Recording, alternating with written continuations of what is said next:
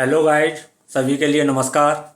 मैं आज आपके सामने द्वितीय विभक्ति चल रही थी, द्वितीय विभक्ति को ही आगे बढ़ाना चाह रहा हूँ। तो देखिए, द्वितीय विभक्ति चल रही थी, द्वितीय विभक्ति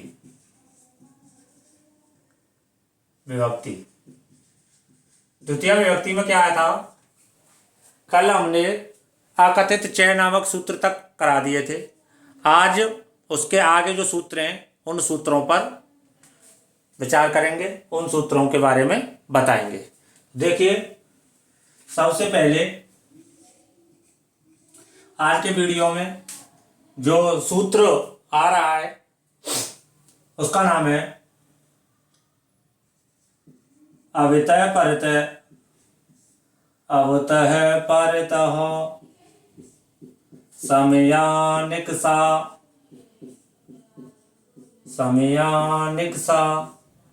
हा प्रतियोगे द्वितीया, यानी कि अव्यतः परतः समयानिकषा हा प्रतियोगे द्वितीया। अव्यतः परतः समयानिकषा हा प्रतियोगे द्वितीया, यानी कि अव्यतः का मतलब होता है दोनों ओर। अव्यतः माने दोनों ओर। इसी तरह परितः माने होता है चारों ओर। समया माने समीप। निकषा माने निकट। हा माने अफसोस। और प्रति माने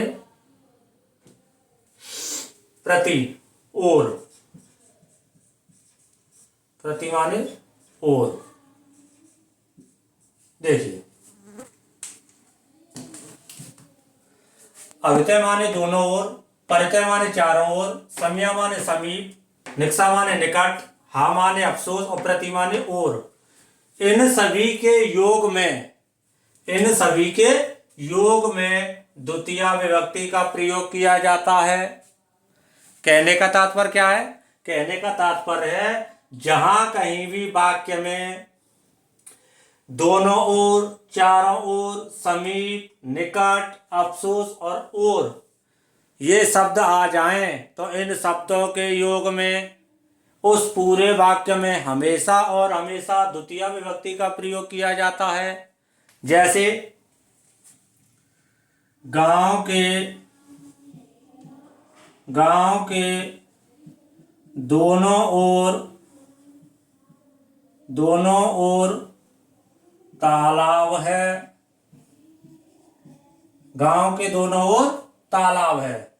अब देखो, यहां पर दोनों ओर जो ये शब्द आए हैं, दोनों ओर, इन दोनों ओर की वजह से ही पूरा का पूरा वाक्य कौन सी विभक्ति में? द्वितीय विभक्ति में चला गया है। तो देखिए कैसे होगा। ग्रामम दोनों ओर अव्यतः, ग्रामम अव्यतः।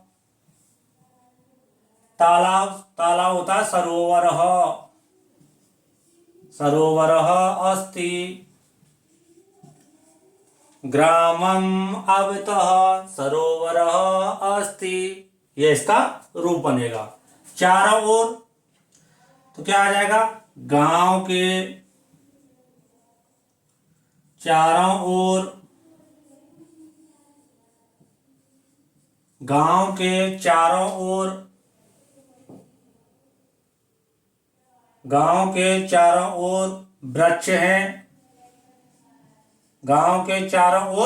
वृक्ष हैं। तो क्या हो जाएगा? ग्रामम। अब चारों ओर की वजह से यह पूरा का पूरा वाक्य कौन सी विभक्ति में? द्वितीय विभक्ति में चला गया। ग्रामम परितः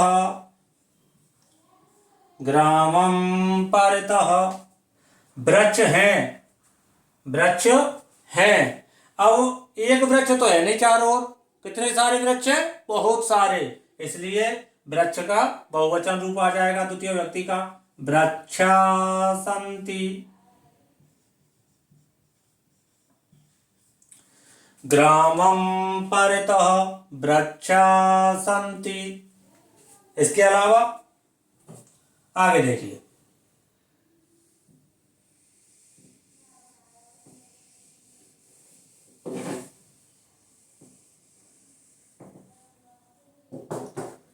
अब क्या आएगा, अवितय परितय समिया, समिया माने समीप, तो यह आ जाएगा नगर के समीप, नगर के समीप विद्यालय है, नगर के समीप विद्यालय है। क्या आ जाएगा, नगरम, नगरम समिया। अब देखिए यहां पे मां के बाद व्यंजन आ रहा है, तो मां का क्या हो जाएगा, अनुस्वार। इस तरह से नगरम समया विद्यालय अस्ति, विद्यालयम, विद्यालयम अस्ति।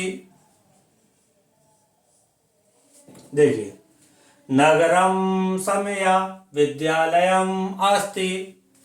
इसी तरह से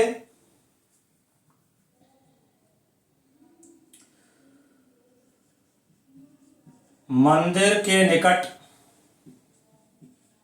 मंदिर के निकट पर्वत है, तो यहां पे क्या आ जाएगा, मंदिरम, मंदिरम निकषा पर्वतम अस्ति। अब यहां पे पर्वतम की जगह यहां पे इस तरह से भी लिख सकते हैं, पर्वतम। ठीक है, क्योंकि यहाँ पे माँ के बाद क्या आ रहा है, स्वर आ रहा है, माँ के बाद स्वर रहेगा तो माँ के स्थान पे माँ ही रहेगा। आगे देखिए, अगला है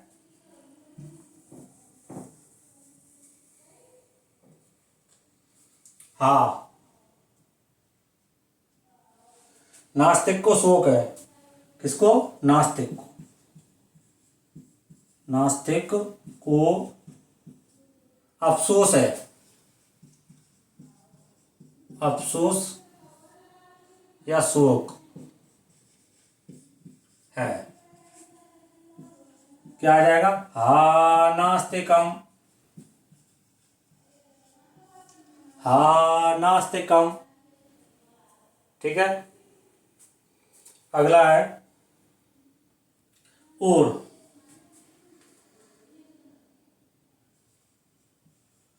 राम गांव की ओर जाता है।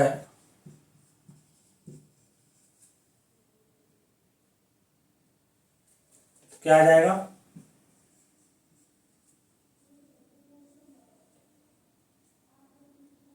रामः ग्रामं गच्छति। राम गांव की ओर जाता है।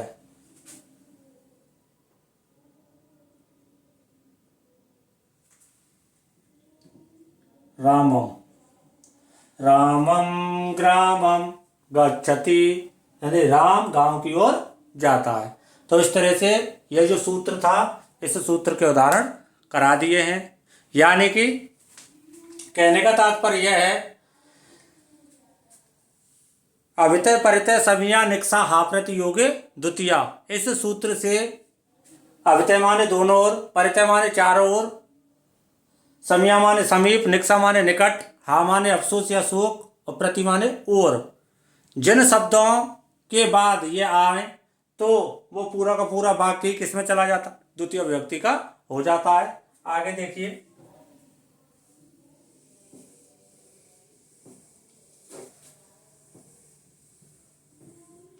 इसके अलावा एक और सूत्र है, अंतरा अंतरेण युक्ते, यह वार्तिक है, वार्तिक क्या है? अंतरा अंतरेण, अंतरा अंतरेण युक्ते है। देखिए अंतरा अंतरेण युक्ते, अंतरा माने बीच में और अंतरेण माने बिना, यानी कि अंतरा और अंतरेण, अंतरा और अंतरेण यानी बीच में और बिना के योग में, के योग में कौन सी विभक्ति लगेगी? द्वितीय विभक्ति लगेगी। कहने का तात्पर्य यह है कि वाक्य में जब बीच में और बिना ये शब्द आ जाएं, इन शब्दों के योग में पूरा का पूरा जो वाक्य है वो किस में चला जाता है? द्वितीय विभक्ति में चला जाता है। देखो कैसे, मैं ये लिख दूं, गंगा व यमुना के बीच में प्रयागराज है, प्रयागराज है। तो क्या होगा?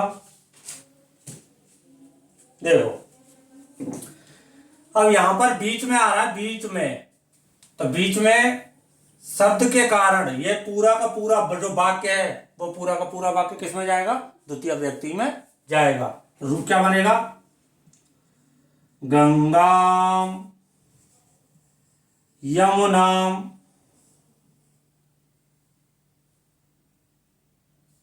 अब देखो यहाँ पे गंगा व यमुना कर लो या गंगा और यमुना,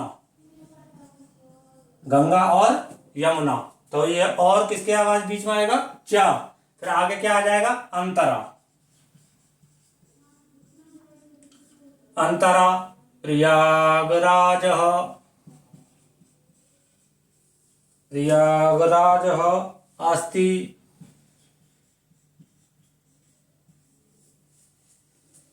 देख लो। अब दूसरा है जल के बिना, जल के बिना जीवन नहीं है, जल के बिना जीवन नहीं है। तो अब यहां पे जो बिना आ रहा है, बिना, इसके कारण ही पूरा का पूरा वाक्य जो है वो कौन सी विभक्ति में चला जाएगा?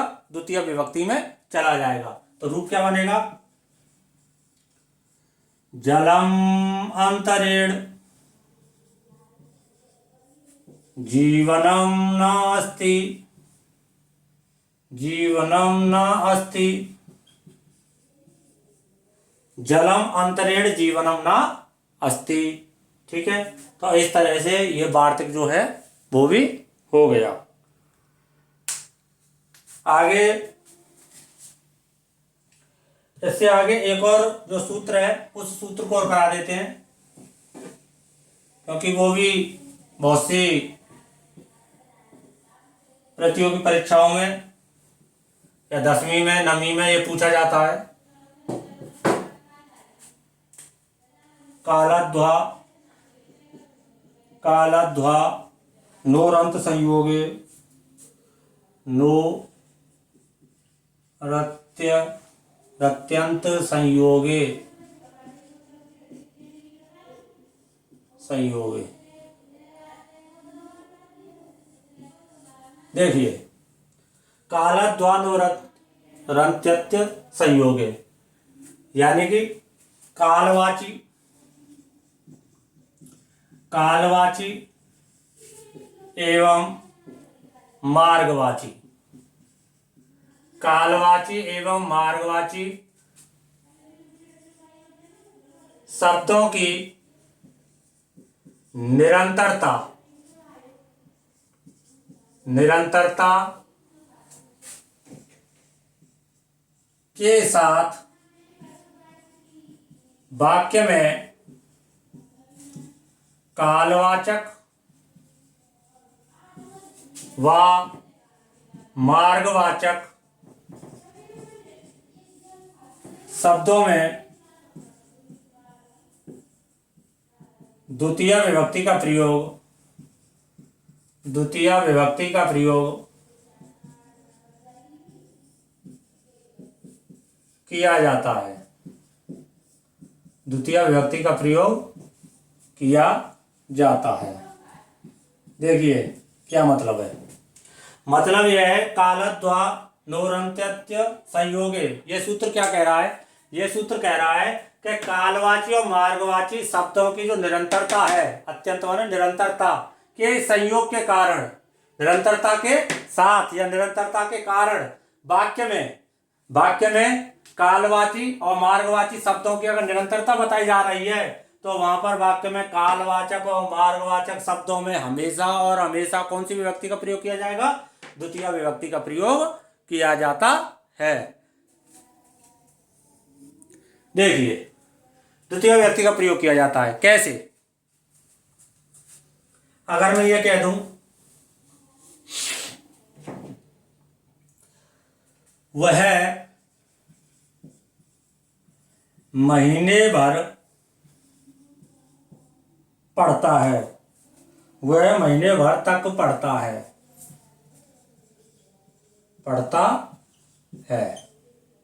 वह महीने भर तक पढ़ता है। अब यहां पर जो महीना आया है तो यह क्या है? कालवाची शब्द है, समय सूचक शब्द है। तो इस समय सूचक शब्द की निरंतरता हो रही है, महीने भर तक पढ़ रहा है।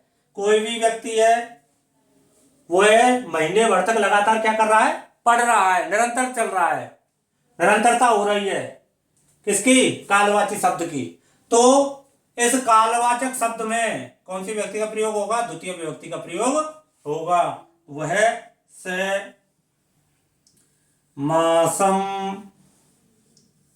अधीते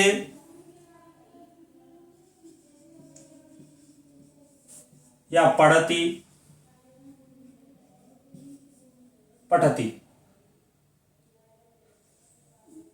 सैमासम अधीते या फिर सैमासम पठति।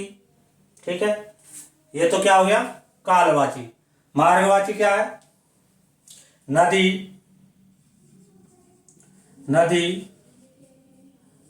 कोस भर तक टेढ़ी है,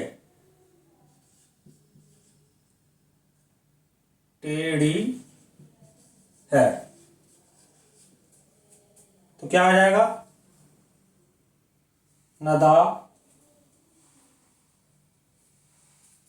नदी कोस भर तक क्रोशम कुटिला अस्ति। नदी कोस भर तक टेढ़ी है। अब ये जो कोस भर शब्द आया है, कोस भर तक, ये जो शब्द आया है ये कालवाची नहीं, ये कैसा है? मार्गवाची शब्द है। यानी मार्ग को बताया जा रहा है कि वह एक कोस तक नदी लगातार क्या है? टेढ़ी है। तो इस तरह से बताया जा रहा है। तो यहाँ पर नदी कोस भर तक क्रोशम कुटिला, टेढ़ी के समान है, कुटिला अस्ति। ठीक है, तो इस तरह से ये जो सूत्र था, इस सूत्र के बारे में आज आपको बताया है। इसी के साथ यहाँ पर और बहुत सारे उदाहरण भी हैं, बहुत सारे और भी सूत्र हैं द्वितीय विभक्ति के, लेकिन वह जो ज़्यादातर यूज किए जाते हैं या ज़्यादातर जिनसे क्वेश्चन पुटअप किए जाते हैं, उन सभी सूत्रों को मैंने यहाँ पे करा दिया है। तो आज द्वितीय विभक्ति यहीं पर समाप्त करते हैं। इसके बाद तृतीय विभक्ति कल से चालू करेंगे। अगर वीडियो पसंद आ रही है तो कृपया वीडियो को पसंद करें, लाइक करें, कमेंट करें, शेयर करें, और मैं इतनी मेहनत से वीडियो बना रहा हूँ, कृपया करके एक सब्सक्राइब ज़रूर करें। ठीक है, तो अगले वीडियो लाने तक सभी के लिए नमस्कार। जय हिंद, जय भारत।